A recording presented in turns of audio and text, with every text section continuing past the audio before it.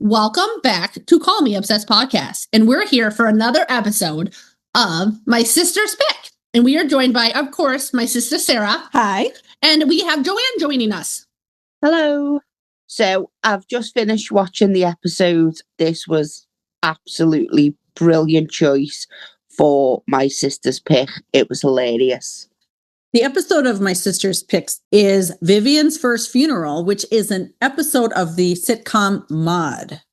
And this was from 1976. As soon as I looked at it and seen the trailer for it, I was like, oh, it's Bea Arthur from the Golden Girls. I thought when I started watching this in the first couple minutes, you guys, I felt like I was watching a theatrical play. I thought Bea Arthur was a little dramatic.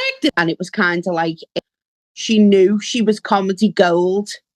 Whenever I watch that show, I feel like it's on a stage and they have a live studio audience just clapping and laughing and reacting to all of those actors and actresses. And speaking of the Golden Girls, she wasn't the only cast member in this episode.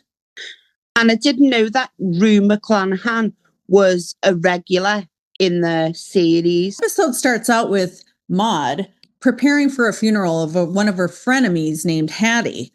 And she's already committed to bringing 5 other people to join her to this funeral before they go to a party. And so they're all dressing up for their party, knowing that they're going to the funeral before. The thing I noticed, Joanne and Sarah, is that Hattie's not very light. No, not at all. I think, to be fair, Maude only wanted to go just to check she was definitely dead. So good.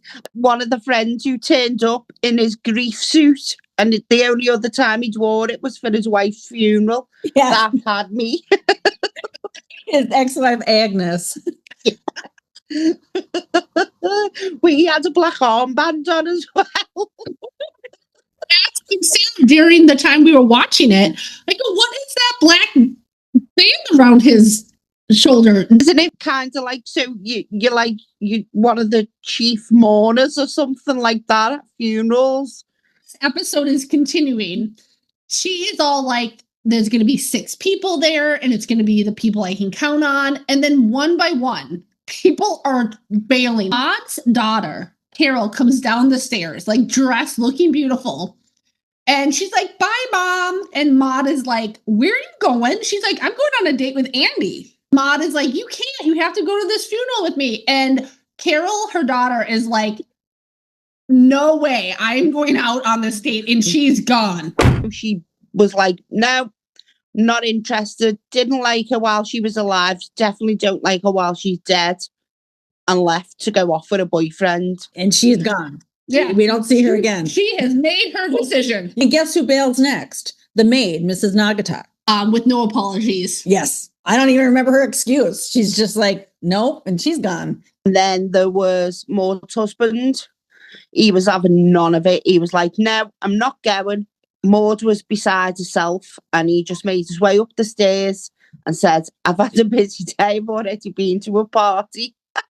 Just trotted up the stairs. Bye, Walter. I'm thinking to myself, what has Hattie done to these individuals?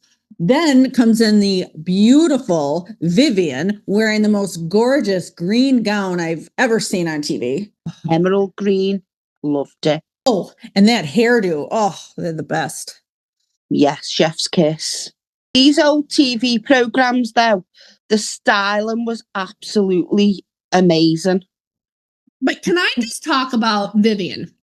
I really sympathized with this character because she is like, I really can't go. This is 1976. Mental health and anxiety is not addressed as it is today. So she ends up going to the funeral.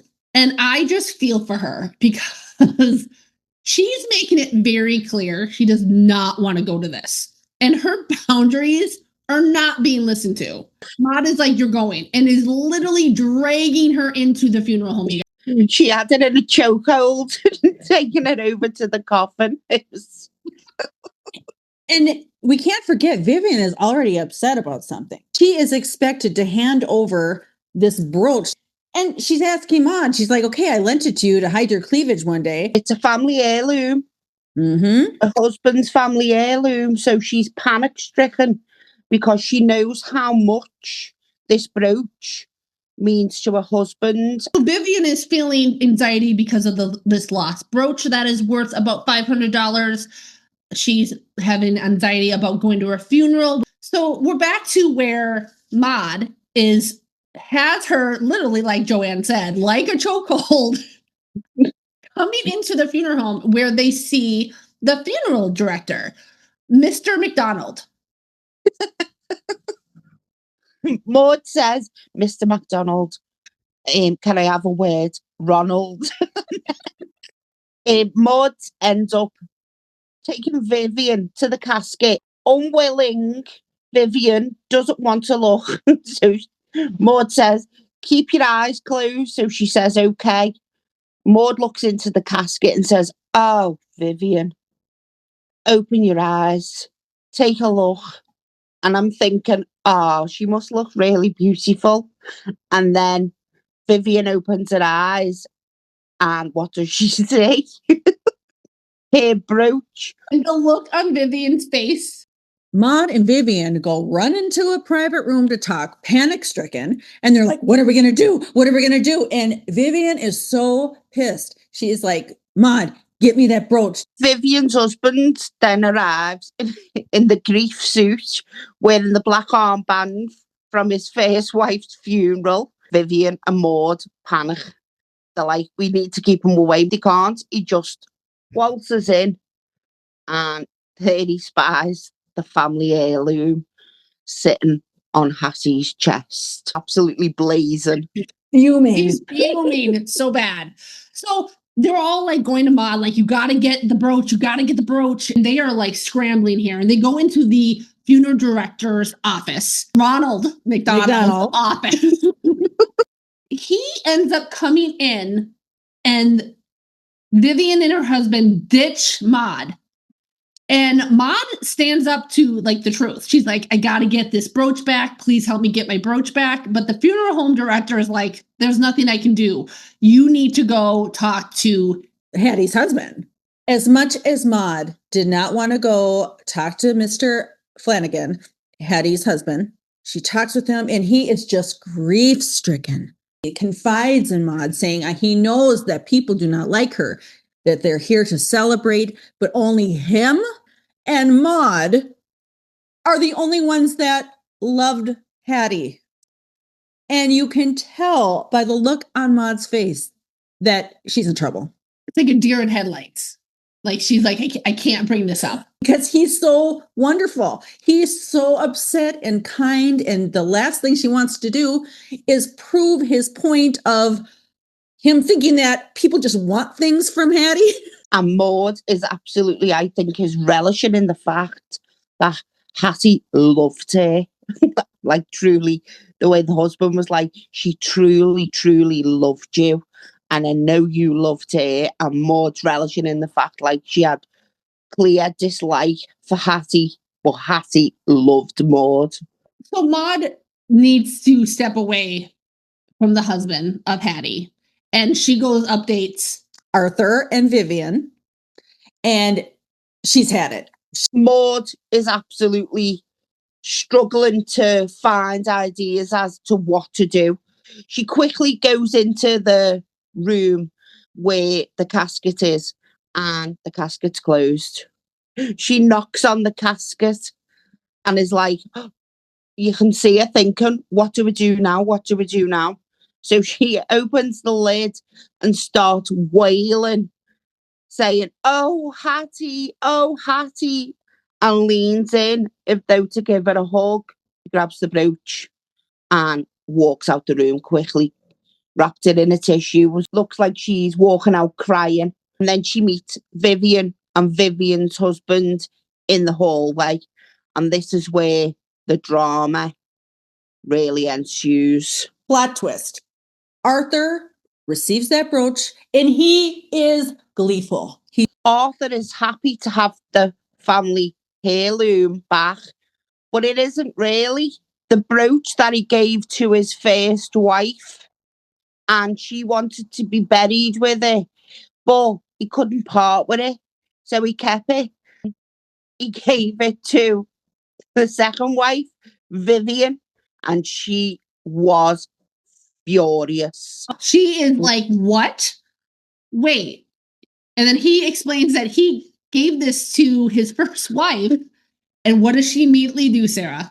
Oh, she storms right back into that funeral parlor lobby and goes right up to Hattie's casket and flips that lid and goes just like Maude. Oh, Hattie, gives her a hug, puts that brooch back into that coffin to be buried forever. And then Ronald McDonald, the funeral director, says, "It's that kind of grief that makes you proud to be in this business." Favorite character during this whole episode, you guys, was definitely the funeral director, Ronald McDonald. Who was your favorite character, Joanne? So I've got to say, it's got to be Maude. Really, honestly, that humour. Every sentence out of her mouth was just hilarious. Oh, I love Bea Arthur. I feel like she does a lot of acting with her eyes. Without her even speaking, I know what she's thinking. For those of you who didn't know, Bea Arthur actually has a history in theater. So that's why I think those moments really resonated. Erin and Joanne, do you think either of you would watch other episodes of Maude? Yeah, I'm piling them all up as we speak. They're all sitting in my YouTube.